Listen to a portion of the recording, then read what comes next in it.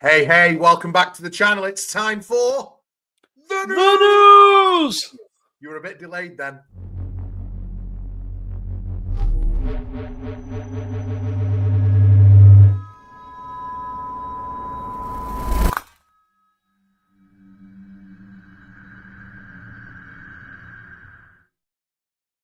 Hey, it's Scott Barrett. I don't know if that worked the first time then. Hey, it's Scott Barrett, and welcome back to the Burning Truth. And I am once again with my co-host, regular co-host. He's this way. I have to make sure I get my arms right. It's the one and only Matt Burns, everybody. How are you, Matt? I'm all good. It's I will say, interesting day already. Well, interesting week. Yeah, absolutely. Because do you know what? We weren't going to go live tonight. A little bit peek behind the curtain. We weren't going to go live tonight, and we've literally popped on because we were texting and thought, well, I want to talk about that. And I thought, well, let's just do a bit of a news show, talk about all the good stuff. I've paused SmackDown halfway through because I started watching that late tonight. So I'm currently, I'll turn it off where I was, but it's saved on Netflix on my position. So after this, I'm going to go back and watch the second half of SmackDown. I've literally just seen Jacob Fatu and Solo fall out backstage.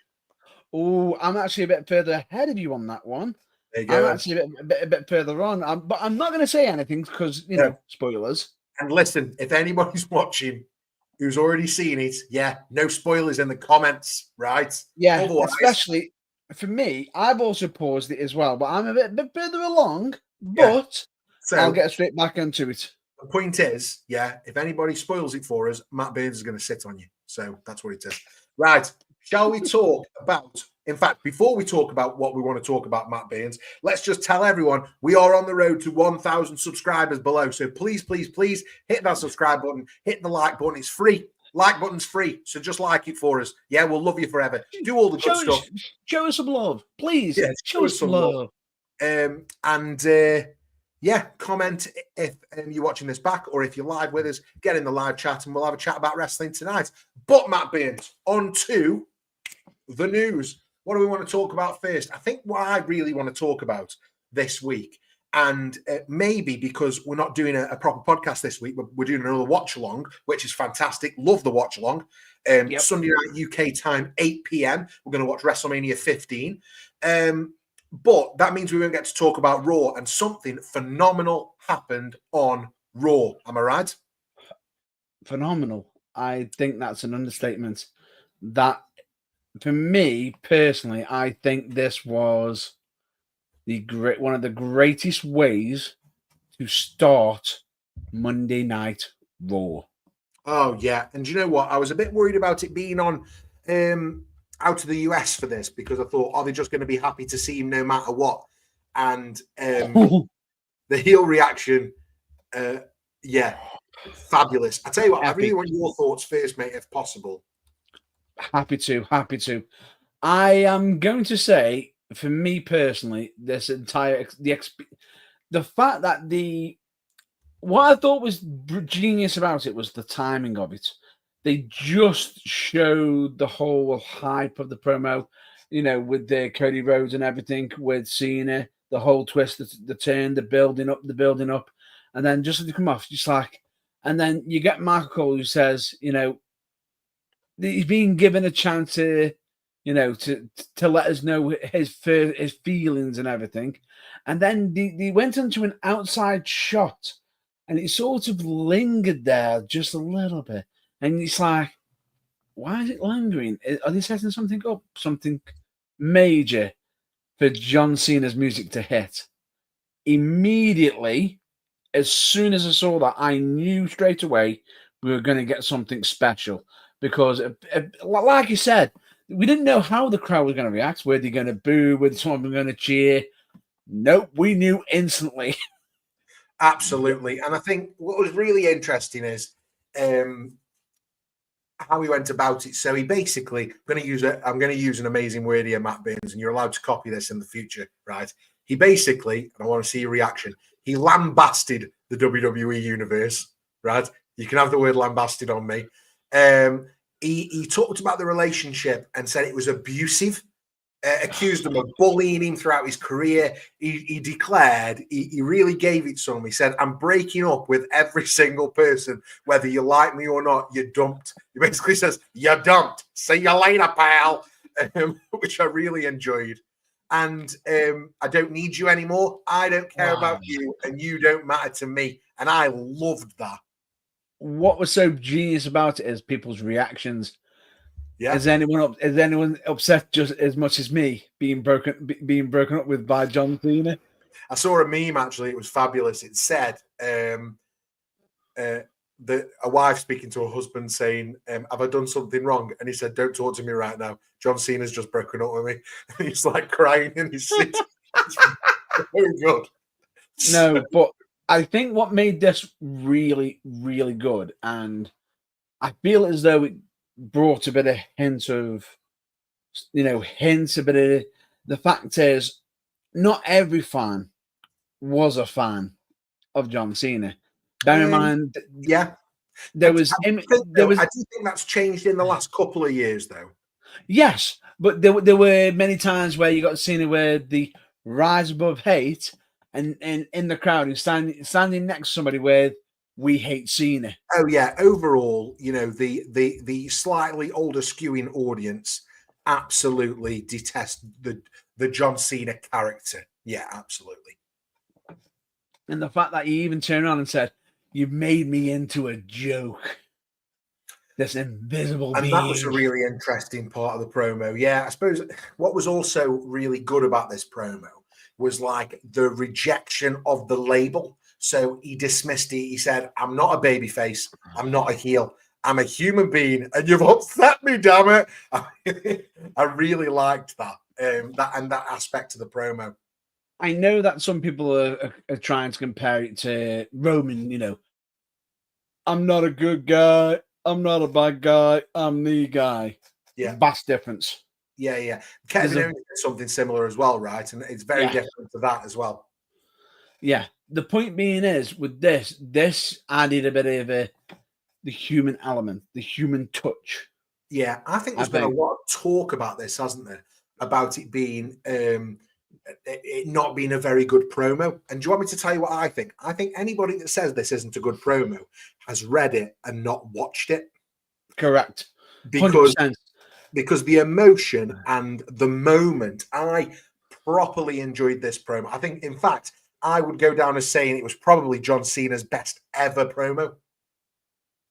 Me personally, I think if anyone who was learning to be a wrestler is ever deciding to cut a heel promo or anything, they need to educate themselves, sit down, and watch this promo.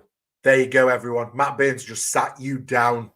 Simply being, this was a masterclass promo. This was how to generate pure heat with the crowd. So when it came for the entrance of Cody Rhodes, you knew Cody Rhodes was going to get a reaction, but who knows, that could, I think even not even just that, just the subtlety of when Cody was entering. You may not have noticed it. Did you see the light work that they did? Yeah. Oh yeah. At light and dark, it was very Star Wars. I tell you what else I really enjoyed, or that I think about it, especially because we're talking about Cody now. Thank you for getting us there. What I really enjoyed was that what I thought about early on in this heel run is if Cena doesn't really get over as a heel, we're going to have a problem at WrestleMania where it's almost, even though one of them's playing a heel, it almost becomes Rock Hogan where it's babyface. Yeah. That's what I was worried about. And this promo got to the point in this promo when Cody Rhodes came out that was no longer an issue. And when Cody Rhodes came out, it elevated him. So we had Cody Rhodes win the Royal Rumble, right? And face Roman Reigns at WrestleMania 39. And we thought he was going to do it, right? It elevated him to a point where, he'd probably already been elevated after the whole Hell in a Cell shoulder pec thing. Then we take him up a level. He wins the Rumble. He's going against Roman Reigns. And everybody probably believes at 39 that he's going to walk away the champion. And he doesn't. and we think that might be the wrong decision. He goes on another massive year. He faces Brock Lesnar. He faces the Judgment Day. He does some other bits. He gets to the Royal Rumble again. He wins the Royal Rumble. He's back against Roman again. But this time, not only has he got to take on Roman, he's also got to take on The Rock, the final boss, right? And when he gets there, he beats him, right? He doesn't win the first tag match, but he does beat Roman at WrestleMania and has his moments. And it elevates him again. And again, Cody Rhodes now, elevate. We've made a megastar. And I was worried that we were going to maybe knock it down a notch, because have we elevated him to the level of a John Cena who has been for the last 15 years the face of wrestling, right? For 15 years, John Cena is the face of wrestling. Maybe when you and me were growing up, Matt Burns, somebody would say wrestling, and the first person you'd think of would be Stone Cold Steve Austin, Sting, Goldberg, The Rock, right? Maybe 10 years before that, you ask somebody about wrestling, everyone would say Hulk Hogan. Hulk Hogan's wrestling. And now we're in a world where probably for the last 15 years, anytime anybody's talked about wrestling, there are probably two names that come up first. The first one's John Cena, top of the list. The second one is maybe Rey Mysterio, right? In my mind, that's where we are. And I'm not talking in die-hard wrestling fans. I'm talking just broad overall appeal. John Cena is wrestling. Have we elevated Cody Rhodes to the point in the last 3 years where fans will accept him as a bigger good guy than John Cena?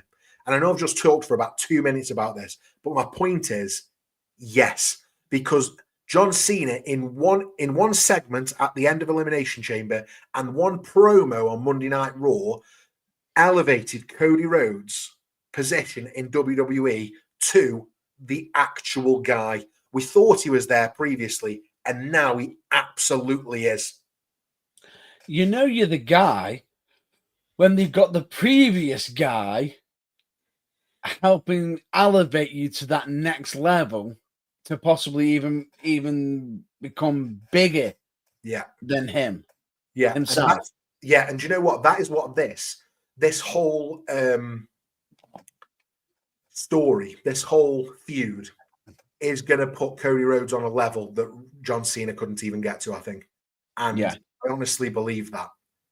And that is John Cena's real gift back to the business on his way out the door.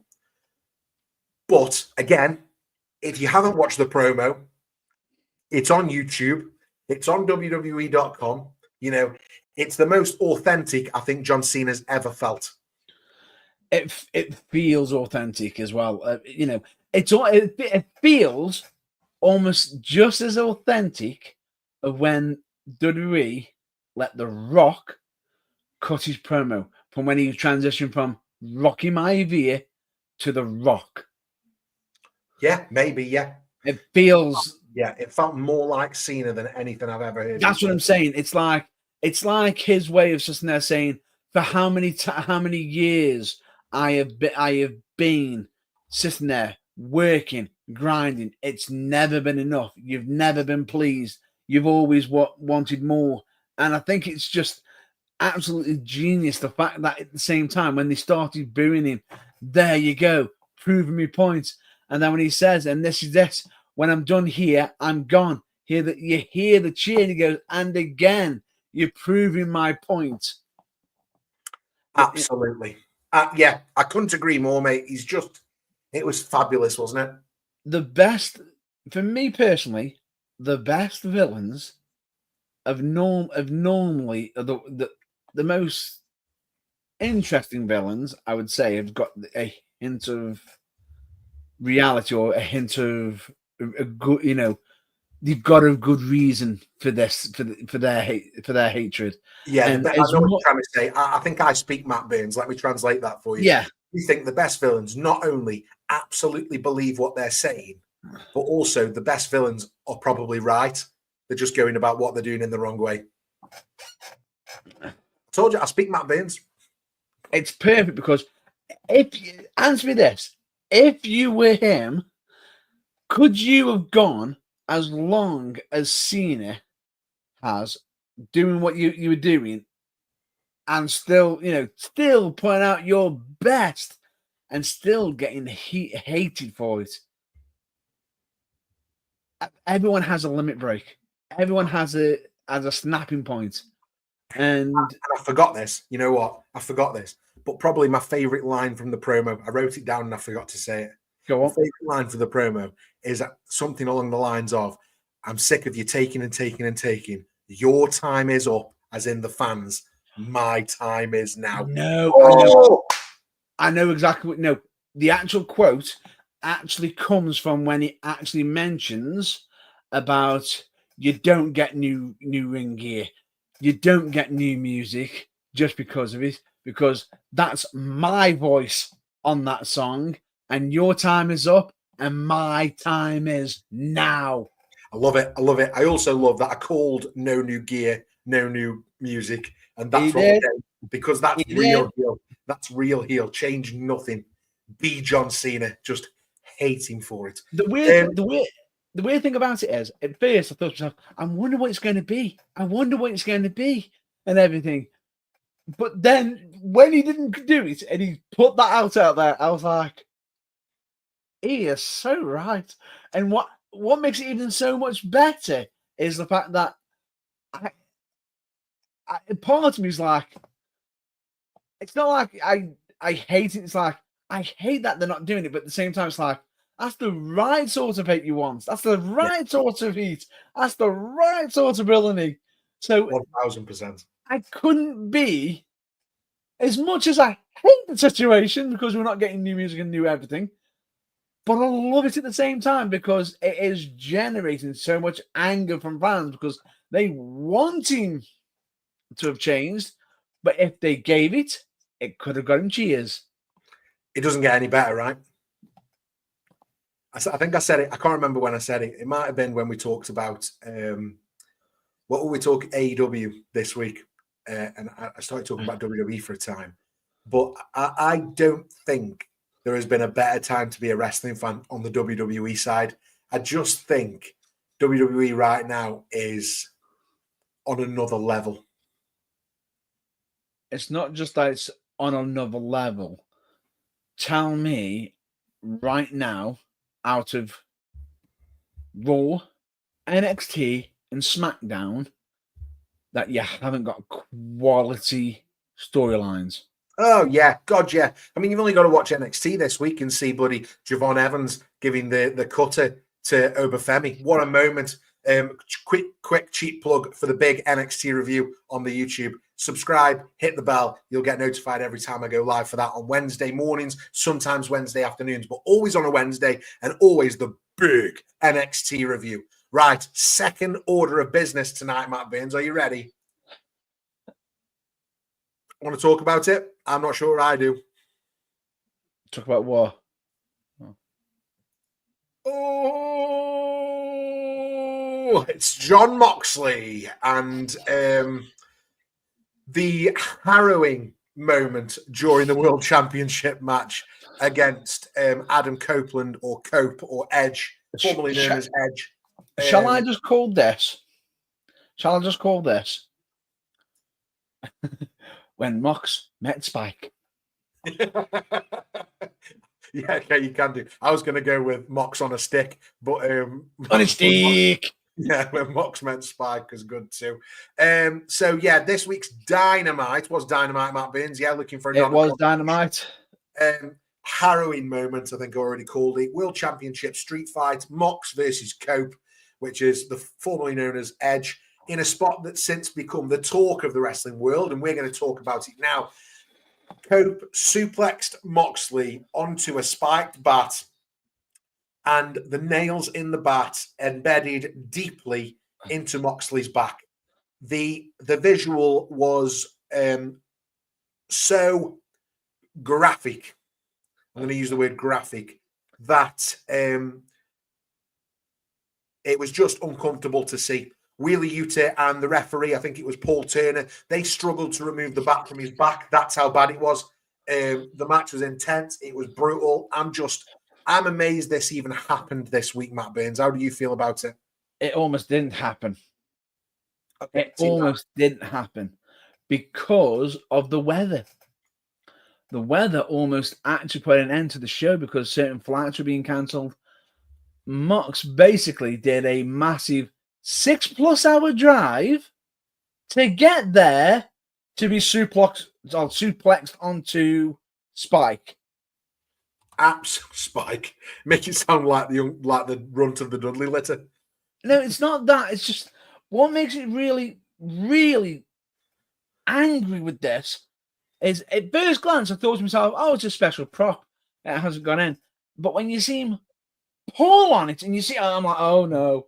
Yeah, it was gruesome actually, because in that moment there, as he's moving, trying to get the bat out of his back, you can see it pulling the skin, which is horrible to see. If you haven't seen it, go and watch it, because it's a once in a lifetime. We will never get another spot like this. No. You know it's bad, even though it caught it for a glance in a few seconds. They instantly knew they'd done something wrong because they zoomed completely straight out to put the distance in it. And it was like they'd been there for a bit, and it was like, and you can see Mox just go, you need to go do this next bit for the, there was actually a spot that was coming for Yuta, and they had to, and if he missed it, it was like great, and he's like, and you can see almost in his head, how's he going to get it out?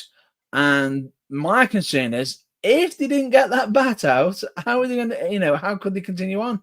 Can you imagine? Well, if he's can't pin him then, can you? Shoulders will not go to the mat. So the only thing I can think of is submission.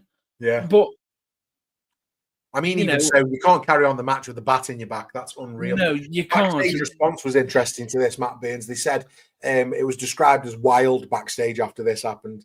And many, just as we were, in absolute disbelief that this happened in mainstream wrestling. And you know what gets me even more angry about it? And this is what... Right. Here's a question for you. I'm just going to move you temporarily, Matt Burns, because I think this is interesting. I think the geezer behind your face there, he's telling the whole story. Yeah. If you want, please move me. Can you see him now? Yeah. That there The whole story, right? Shows the pain that he is seeing. He is literally seeing pure pain right in front of him. And the fact that you've got a grown man crying at watching it. Not just that, look at how hard he's holding on to the guardrail. Yeah, he's almost, it's almost white knuckle gripping. It's because he's seen something traumatic. That is a horrible thing to see. I think it's probably important to say just in this moment that Jon Moxley is okay despite the severity of the injury sustained. And he did continue the match after they finally got it out. It's probably worth saying, taking a few additional bumps on his back before he eventually got the win over Cope. That's fair to say as well. Yeah. Right? It's fair to say, but for me, I feel like after watching, I've got PTSD after it. Never mind the actual fans that were there. They probably got it much even worse. Yeah. Yeah, utterly awful. I suppose you can... Do you praise him for his commitment to the art and his hardcore background? And I tell you, you'd be loving this. Somebody we interviewed quite recently, Alton Thorne. You'd be absolutely loving this. You can find the interview with deathmatch wrestler Alton Thorne in our archive on the Burning Truth YouTube channel. But I bet he was loving it, and I bet he probably thinks he should be praised for his commitment to the art as well, and a commitment to his fearless persona. Maybe there's being fearless, right? I commend certain individuals when they're doing the wrestling, and I will give them credit where credit is due. Some of them are a lot more tougher and badass than others, right? But when you're sitting there taking a full nail bat, spiked bat, into the back on a weekly television show, not a pay-per-view, and I understand why they didn't have this match on a pay-per-view, because they had enough Street Fighter sort of matches on the pay-per-view, so they decided to break it up. But tell me this, what would have happened if that had gone any further in and the champion was now officially injured? Here's a bigger question.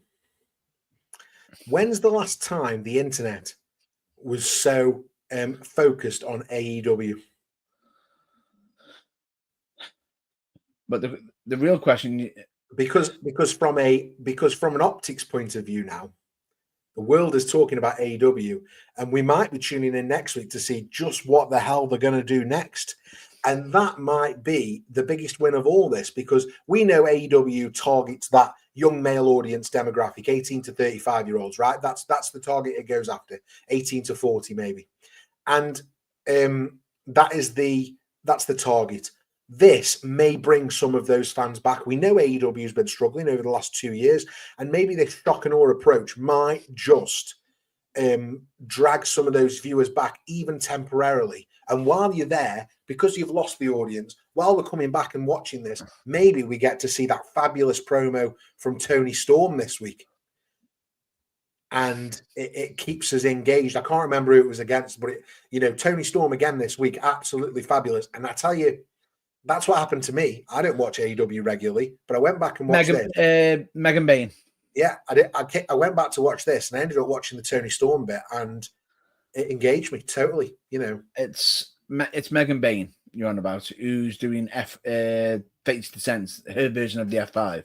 Yeah, but yeah, I don't know who it was, but I definitely saw Tony Storm.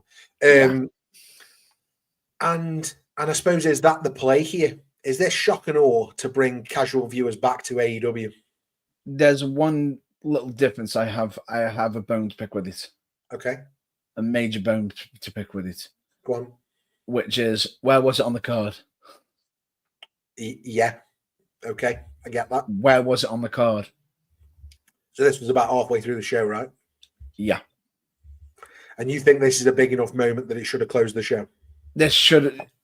If you want to shock and awe, it should have closed the show, especially with the end as well. Yeah, Right. I almost. Right. But at the same time, I feel as though what they ended with was okay. Yeah, because it still sent the crowd home happy, which is the Tony Storm segment. I suppose there's two things here that I agree to a certain extent with you. Yeah, I think number one is if what I just said is true, and it was a stunt that they did to try and put eyes on AEW and bring people back in, then having it mid-show means that if anybody goes to watch that, they might then watch the rest of the show. Do you know what I mean? They might keep it on. Potentially. Right? So that's school of thinking number one. Now, school of thinking number two, if you really wanted to create anticipation for next week, what you could have done is, and probably what I would have done, because I think this is more my style, is I would have had that end the show, but I would have cut the feed after this moment where Utah's trying to pull it out of his back. Oh. And then you get what the hell just happened? Oh my God. When's it back on? I need to watch AEW. I need to know what's happened to Mox. Yeah. There's different things they could have implemented to sort of. And to your point, they could have done the match exactly how it was, but shifted it to the end of the show and done it there to be the big climax, because you may have had more eyeballs on it, because more people might, right, I'll go back and watch the main event now. I watch the start, I watch the end. I don't bother with the middle bit. For me, I feel as though the problem that they've got as well is they've got people watching it and they've just seen something that escalated that high. That bar is up to the top. Yeah. It's up to the top. Yeah. Now, immediately when you're that high, what's going to happen? I've just had another thought, What if, you said this was about roughly halfway through the show, right? Mm-hmm. What if this happened in the crossover? So exactly what I've just said about bringing people back to the show. What if this happened in the crossover while people are flicking through, at say your 2-hour show is on 8 till 10. Yeah. And this happens bang on 9 o'clock. People have just finished watching Family Fortunes or, Saved by the Bell, and they're flicking. I don't know why all my references are 80s. And they start flicking through the channels and they see a bat hanging out of Jon Moxley. Maybe they stick around. I see what you did there. Hey, I see what you stick around. I see what you did there. Wow. No, but I get that. The only problem is, but if you've got the regular fans, they're already up there. So whatever's coming after it, after something that high, it's going to have to come down. Now, the real question is for me, was the Tony Storm promo that much of an elevation to send the crowd into a frenzy for them to come back? You know, was that the highlight, the pinnacle for that show, or was the whole back situation, that match, the best thing for that, the most shocking thing, the thing that we're talking about the most, right, is halfway through the show. Anything before it and has been deleted. Anything after, do people care what follows that?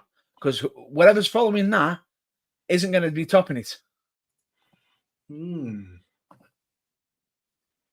That'll be a tough act to follow. Would you agree? Yeah, I do. Yeah, I do to it. To a certain extent, again, I absolutely do. Yeah, no, and this is the thing. It's everyone's taste is different. For me personally, I feel as though that match should have been at the end.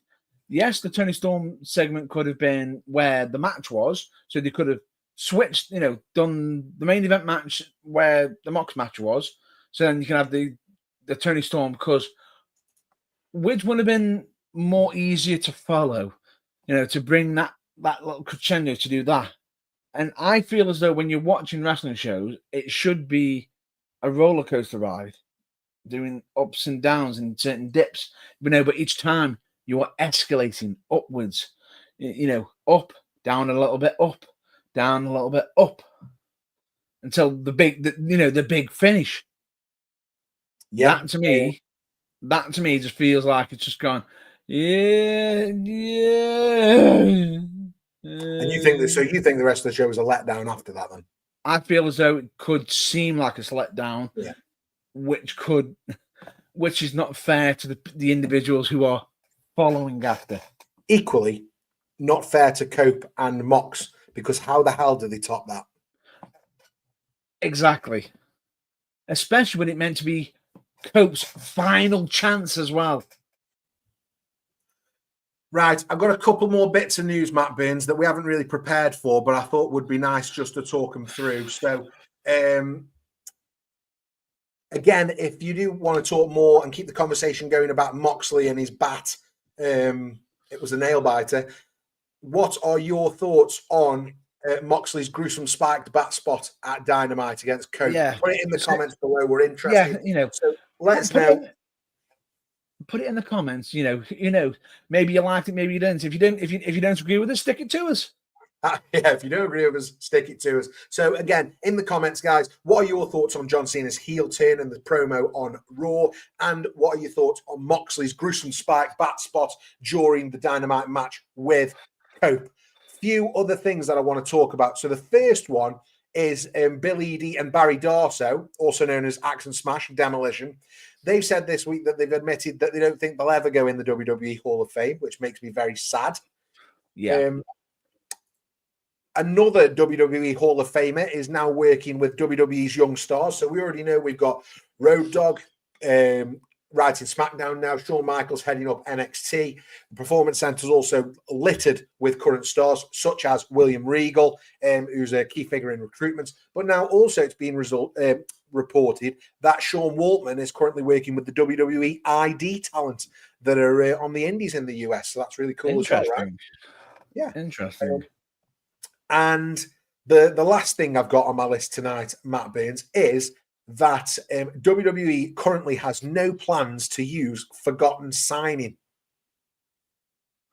And this is the other Bloodline potential member that they've signed. Helico. Hikuleo, yeah, if you like. My Midlands UK accent doesn't let me say that. But then you can't say Takeshita either, so we're on equal footing. Takeshita. Just to prove a point. And that's a deep cut. And yeah, currently WWE's got no plans to use him. So we signed him, but we're not doing anything yet. He won't be making his debut on the main roster anytime soon, and his status remains unclear. So we're not sure what's happening with that, but it was nice to get some sort of an update on it, at least in any case. And I'm pretty sure that's all the news for tonight, Matt Burns. Do you want to take us home? Not yet. Not quite yet. Oh. This just in, there is some breaking news I've just seen. Ray Phoenix signed with the WWE. Really? It's saying report. Ray Phoenix signed with the WWE. Update on which brand he'll be on. Fantastic news. There you go. We'll have all that and more on the next episode of The Burning Truth. Looking forward to it. Looking forward to it. With that being said and all and done, we would like to say thank you for checking out our news. You know, this little impromptu news, because it's been absolutely fun. Thank you for watching us. We hope you've enjoyed it as much as we have, because believe me, we've enjoyed this, because we've managed to get some good things off the chest and some bad things off the chest, or should we say we've pulled some things out of Moxley's back. That's probably been making it a bit holy. Absolutely. If you enjoyed the show, you can hit that like button, hit the subscribe, drop kick it, elbow drop, all those things that Matt Burns normally says. Basically, be really cool, guys. It's free to do. Do all the good stuff for us, and we'll love you forever. For everything else, you can search for us on all the social medias. Just look for the belt. It's The Burning Truth or TBT Live UK. You'll find us here, there, and everywhere. Also, Matt Burns, I know you want to talk about this, so I might beat you to it, but we have got brand new merch currently on the website at theburningtruthuk.com, including our famous DFTBA. Don't forget to be awesome! T-shirt and Excelsior. Also, from a very deep cut from a few episodes ago, we've got our current favorite, It's Stiffy Time t-shirt, which is, if you put that t-shirt on, I guarantee you're going to get real tight downstairs. So make sure you get your It's Stiffy Time t-shirt. Obviously, our fun play on Tiffy Stratton on SmackDown. Until all in good humor. All in good humor. We're just having a laugh here, guys. Oh, well, absolutely love it. But, it's now that time where we have to say, until next time, stay fired up, stay passionate, and of course, remember, DFTBA, and you already know what it means, which of course means, don't forget to be awesome! Excelsior!